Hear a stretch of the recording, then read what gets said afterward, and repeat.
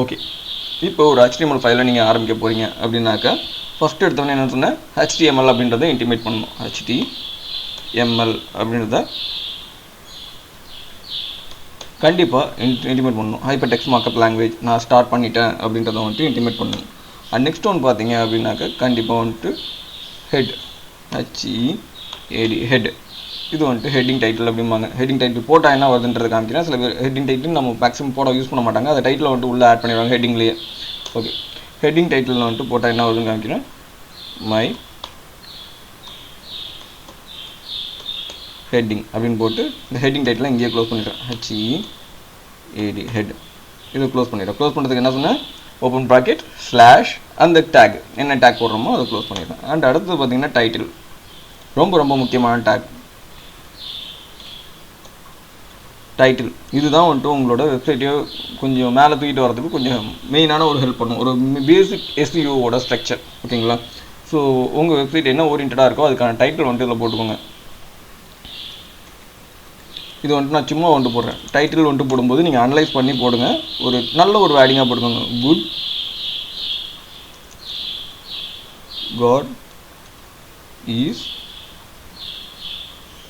now you, இது வந்துட்டு ஒரு டைட்டிலாக வந்துட்டு போட்டிருக்கேன். ஓகேங்களா? ஸோ இதை வந்துட்டு டைட்டிலையும் நான் க்ளோஸ் பண்ணியிருக்கேன். TITLG டைட்டில் க்ளோஸ் பண்ணிட்டேன். ஓகேங்களா? ஸோ இது மாதிரி நான் ஃபஸ்ட்டு ஒரு ஃபோட்டோகிராஃபர் வந்துட்டு இது பண்ணுறேன் அப்படின்னாக்கா best photographer in this world, இப்போ வந்துட்டு best photographers, best website web designing in this world, best web designing in this Chennai.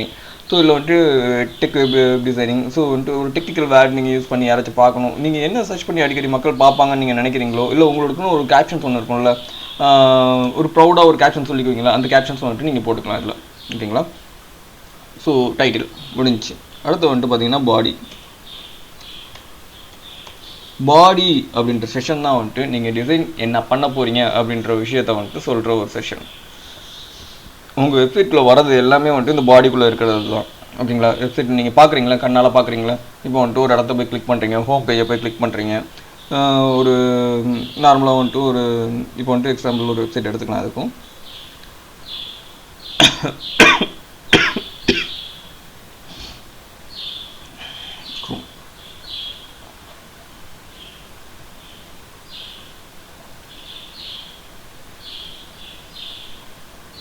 Okay, இப்போ நம்ம போட்டது பண்ணலாம்.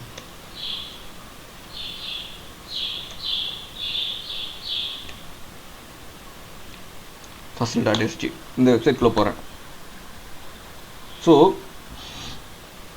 இதில் பார்த்தீங்கன்னா மேலே ஒரு ஹோமு, எபோட்டர்ஸு, கான்டாக்டர்ஸ்ன்னு சொல்லிட்டு ஒரு சின்ன ஒரு பிளாக் இருக்குது. இந்த ஃபசில் அப்படின்றது வந்துட்டு பார்த்தீங்க அப்படின்னாக்கா இங்கே ஒரு டேக்ஸ் இருக்குது. ஸோ இந்த இது எல்லாமே பார்த்தீங்க அப்படின்னாக்கா இந்த டிசைன்ஸ் எல்லாமே வந்துட்டு பார்த்தீங்கன்னா பாடிக்குள்ளே தான் வரும். எப்படி வந்துட்டு இந்த லிஸ்ட் மாதிரி வந்துட்டு பார்த்தீங்களா, சைடில் ஒரு இமேஜ், இந்த இடத்துல டெக்ஸ்ட் இருக்குது.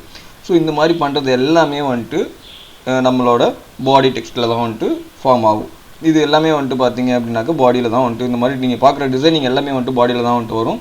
ஸோ இதில் வந்துட்டு பார்த்தீங்க அப்படின்னாக்கா என்ன பண்ணுறது, இந்த மாதிரி டிசைனிங் பண்ணுறதுக்கான விஷயங்கள் வந்துட்டு இந்த பாடியில் தான் வரும். ஸோ இதுக்கான விஷயங்கள் தான் இங்கே வந்துட்டு நம்ம கொடுக்க போகிறோம்.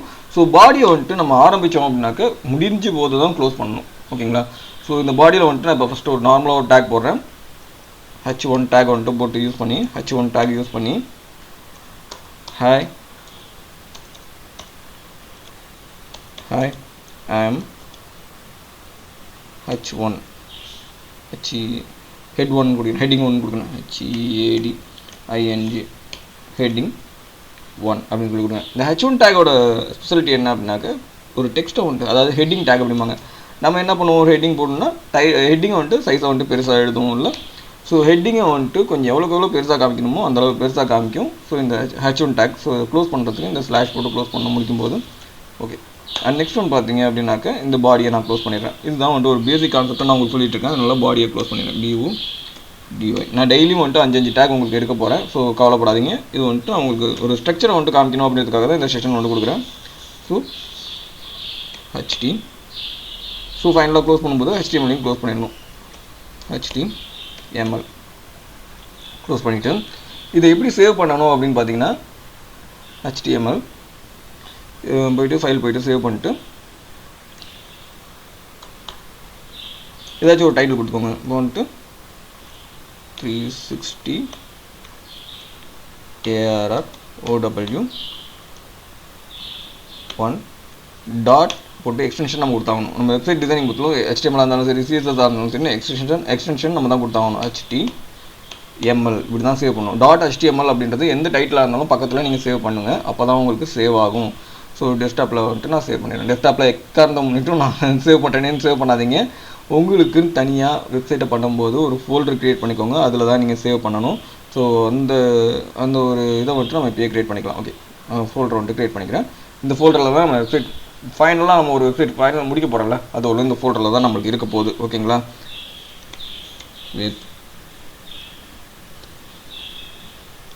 Web classes. ஓகே, ஸோ இதில் வந்துட்டு நான் ஃபஸ்ட்டு HTML வந்துட்டு நான் சேவ் பண்ணிடுறேன். இதான் ஃபஸ்ட்டு கிளாஸ் நம்மளுக்கு.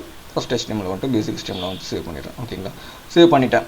ஸோ இந்த HTML நான் எங்கே வியூ பண்ணி பார்க்குறது, எப்படி வந்துட்டு இதோட வியூ எனக்கு நான் வந்துட்டு வர ஏதோ ஏதோ கோடு எழுதுனீங்க, அதோட வியூ எப்படி இருக்குன்னு பார்த்தீங்க அப்படின்னாக்க, இப்போ பார்த்தீங்க அப்படின்னாக்க நான் நார்மலாக வந்துட்டு இந்த HTML வந்துட்டு வெப் கிளாஸஸ் ஃபோல்டர் வந்து க்ரியேட் ஆகிடுச்சுங்களா. C:, D:, நீங்கள் போட்டுக்கோங்க. நான் வந்துட்டு உங்களுக்கு தெரியணும், ஃப்ரண்ட்லேயே இருக்கணும் அப்படின்றதுக்காக C:, போட்டிருக்கேன். எக்காந்த மட்டும் C:, டெஸ்க்டாப்லேயோ உங்கள் ஃபைலை போட வேண்டாம், அதான் என்னோட சஜஷன். உங்கள் சிஸ்டமும் ஸ்லோவாகும். இன்கேஸ் OS கரெக்ட் ஆகிடுச்சு அப்படின்னாக்கா C:, தான் அஃபெக்ட் பண்ணும். C:, அஃபெக்ட் ஆகிடுச்சு அப்படின்னாக்கா உங்கள் ஃபைலை திரும்பி ரிட்டன் எடுக்க முடியாது, ஃபார்மட் அடிச்சு தான் நம்ம எடுக்கிற மாதிரி இருக்கும். ஓகேங்களா, நிறையா ஃபைல் மிஸ் ஆகிறதுக்கும் எடுக்கும்போது நிறையா ஃபைல் மிஸ் ஆகிறதுக்கும் வாய்ப்பு இருக்குது. ஓகேங்களா, ஸோ சில சமயம் வந்துட்டு ரொம்ப கிரிட்டிக்கலான சுச்சுவேஷன் அப்படின்னாக்க நம்ம இந்த ஃபைல்ஸ் எதுவும் பண்ண முடியாது. D:, இருந்துச்சுன்னா ஒரு 80% வரலும் அதை ரெக்கவர் பண்ணி எடுக்க முடியும். C:, இருந்துச்சு அப்படின்னாக்க 20% வரலுமே எடுக்கிறது கஷ்டம் தான். ஓகேங்களா, ஸோ எக்காந்த பண்ணிட்டும் C:, எந்த ஒரு ஃபைலும் சேவ் பண்ண வேண்டாம், டெஸ்க்டாப்லேயும் எந்த ஒரு ஃபைலும் சேவ் பண்ண வேண்டாம். இது காமனான அட்வைஸ். ஓகேங்களா, ஸோ ஓகே, ஸோ இதில் வந்துட்டு என்ன பண்ணுறேன் அப்படின்னாக்க காமனாக வெளில போய்ட்டு இதை நான் ஓப்பன் பண்ணி காமிக்கிறேன். நம்ம பண்ண கோடிங்க்கு என்ன ரிசல்ட் வந்திருக்கு. ஒரு ப்ரௌசரில், அதாவது எக்ஸல் இந்த இன்டர்நெட் எக்ஸ்ப்ளோரர் ஆர் கூகுள் க்ரோமில் ஓப்பன் பண்ணிக்கோங்க. ஸோ இந்த ப்ரௌசருக்கான நான் வந்துட்டு பண்ண கோடிங்க்கான ரிசல்ட், எந்தெந்த கோடிங் எப்படி ஃபார்ம் ஆகிருக்கு அப்படின்றத காமிச்சிடுறேன். ஓகேங்களா, ஸோ ஓகே, ஸோ HTML இது வந்துட்டு நம்ம காமனாக வந்துட்டு ஓப்பன் பண்ணுறதுக்கு இது எதுவும் வந்துட்டு சொன்னது. ஹெட்டிங் எங்கே வந்திருக்கு அப்படின்னு பார்த்தீங்கன்னா மை ஹெட்டிங் அப்படின்றது இங்கே வந்துட்டு போட்டிருக்கேன். NO ஹெட்டிங் அப்படின்றது வந்துருச்சு. ஓகேங்களா, ஸோ மை ஹெட்டிங், ஸோ இந்த இடத்துல வந்துட்டு வந்திருக்கு. சரி, மேக்ஸிமம் இந்த ஹெட்டிங் யாரும் யூஸ் பண்ண மாட்டாங்க. அண்ட் டைட்டில் வந்துட்டு பார்த்தீங்க அப்படின்னாக்கா எங்கே வந்திருக்கு, இங்கே வந்திருக்கு உங்களுக்கு டைட்டில் அப்படின்றது. இந்த டைட்டில் தான் வந்துட்டு உங்களோட இது முடிவு பண்ண போகிறது. இப்போ வந்துட்டு ஒரு வெப்சைட் வந்துட்டு போடுறீங்கன்னு வச்சுக்கோங்களேன். இப்போ நீங்கள் சர்ச் பண்ணுற விஷயத்தை வந்துட்டு டைட்டிலாக போட்டிங்க அப்படின்னாக்கா அதை தான் உங்களுக்கு கூகுள் க்ரால் பண்ணி காமிக்கும். ஸோ இப்போ வந்துட்டு என்ன பண்ணுறோம், ஒரு எக்ஸாம்பிளுக்கு வந்துட்டு கூகுளுக்கு போகிறேன். கூகுளுக்கு போயிட்டு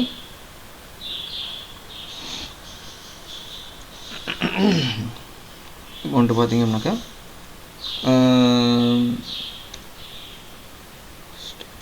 பெஸ்ட்டு ரிங்டோன் அப்படின்ட்டு தமிழ் மூவி இருக்குது. பெஸ்ட் ரிங்டோன்னே போடலான்னு வச்சுக்கோங்களேன்.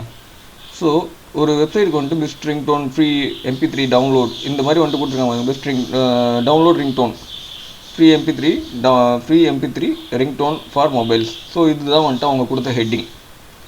ஓகேங்களா, ஸோ இப்போ இந்த மாதிரி வந்துட்டு அதுக்கு ஓரியன்டான விஷயம் வந்துட்டு நம்ம போட்டு மெட்டா டிஸ்கிரிப்ஷனில் எழுதியிருந்தோம் அப்படின்னாக்க அந்த நம்மளோட வெப்சைட்டை முன்னாடி கொண்டு வந்து வர்றதுக்கான வாய்ப்பு இருக்குது. இங்கே பாருங்கள், டைட்டிலில் வந்துட்டு போட்டிருக்காங்களா. ஸோ இதுக்கேற்ற மாதிரி வந்துட்டு நம்ம மெத்தா டிஸ்கிரிப்ஷனும் எழுதணும். அது எல்லாமே பின்னாடி SEO பார்ட் வரும்போது நான் உங்களுக்கு சொல்லித்தரேன். ஓகேங்களா, ஸோ இந்த டைட்டில் வந்துட்டு ரொம்ப முக்கியமான விஷயம். டைட்டில் வந்துட்டு நிறைய பேர் மிஸ் பண்ணிடுவாங்க. டைட்டில் வந்துட்டு எழுதுறதுக்கான முக்கியமான விஷயம் SEOக்கான நம்ம வெப்சைட்டை வந்துட்டு எவ்வளோ பியூராக கொண்டு வரணும்னு நினைக்கிறீங்களோ, எவ்வளோ சீக்கிரமாக டிராஃபிக் கொண்டு வரணும்னு நினைக்கிறீங்களோ, அந்த ஹெட்டிங் வந்துட்டு ரொம்ப முக்கியமான விஷயம். ஸோ இதுதான் வந்துட்டு இந்த ஹெட்டிங்கில் வந்துட்டு இருக்கிறது. ஓகேங்களா, அதாவது டைட்டிலில் வந்துட்டு இருக்குது.